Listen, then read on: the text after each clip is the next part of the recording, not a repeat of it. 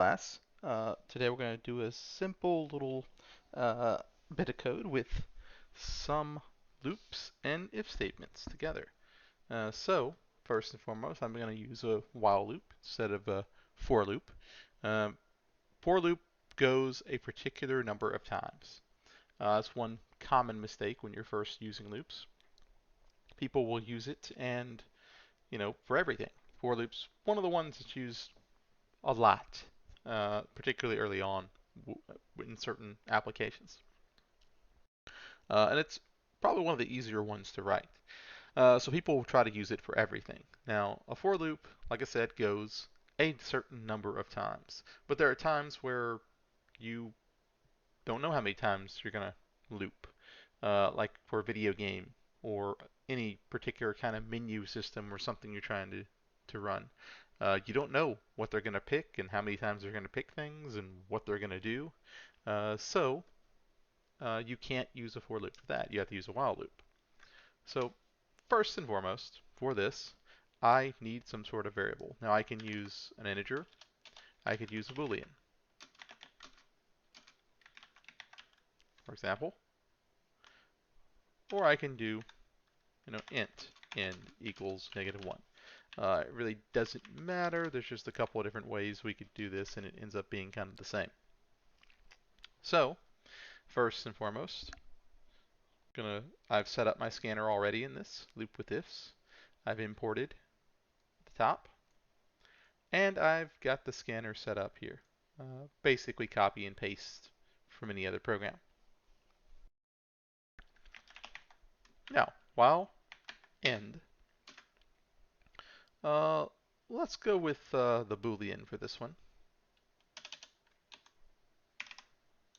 While end, I can say does not equal true.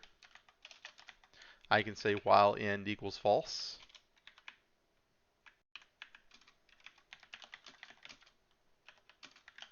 And that'd be basically saying the same thing. And I mark my braces just so I can keep track of what's supposed to end what. That is another common mistake. People having the end of their program look like this. If this is the end of your program, you royally screwed up a bunch of stuff. If you're not marking your braces, then you're going to have some problems. Alt-Shift-F lines everything up in NetBeans, so it's all nice and tidy. You'll see this while loop and this end brace line up perfectly. This main lines up, this class lines up, and it just makes things easier to read. Now, if you have like 10 braces there at the end like that, you've one, messed up things, two, it's going to be very difficult to read and figure out where your mistakes are. So again, keep the habit of marking your braces. So I'm going to put a little message here. Choose 1 or 2. So int choice equals input.next int. Now if choice is 1, yay, number 1. Or yay, you are number 1. Else if choice is equal to 2,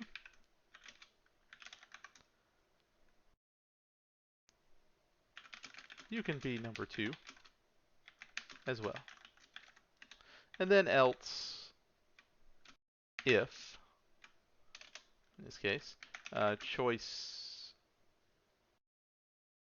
well, let's say I said choose number 1 or 2, and those are the two choices, right? So if I just leave it as it is before I add on, what do I have here? Is there any way for this loop to end? I could type in 1, 2, 1,000, 10. I could type in Bob, and it would break my input.nextInt, and that would certainly close down the program. But there isn't any way to end the whole program. Choose 1 or 2, or type 0 to end the program. Let's say so. Else if. Now if I just say else, then I could type in any number, 10, 15, 20, and it would go to this. Else if choice is equal to 0, in this case, goodbye then, end equals true. And I'll have an else here just for any other number I happen to type in. I don't believe that's a choice. And mark. So I run my program, choose 1 or 2, or type 0 to end the program.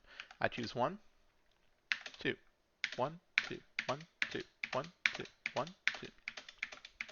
Now I can go back and forth. 8, 8, 8, 8, 8, 8, 9, or any other number. And this should go on infinitely until I type in 0. Once I type in 0, it ends. And the reason it ends is because I set into true. And that made this false, basically. Or I should say, made this false and make this break. Now, if I had done int end equals -1, I could have said,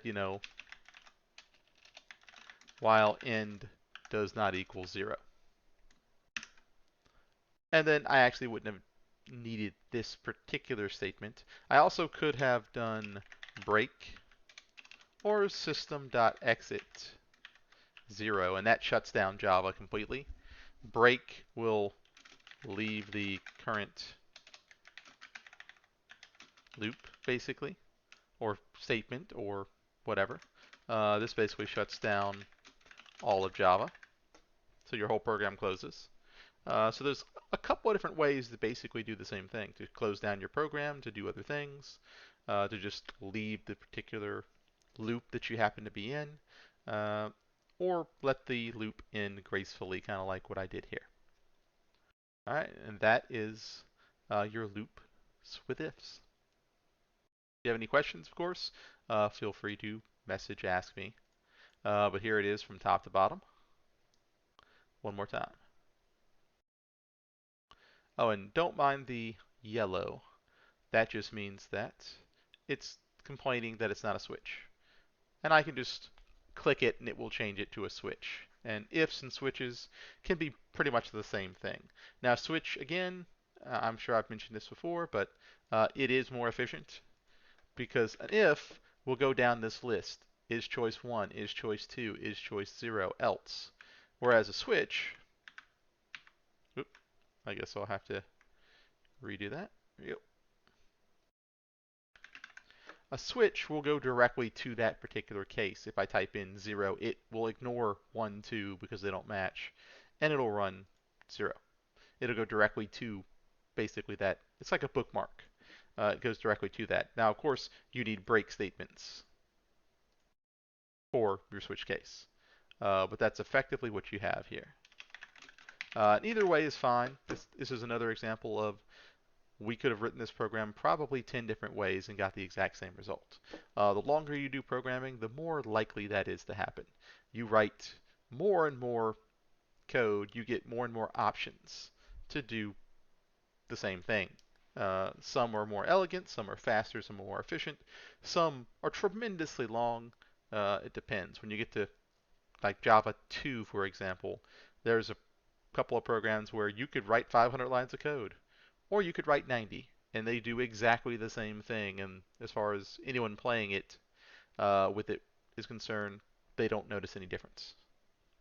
But that's all up to how you write things, efficiency, and how good you are at coding in general.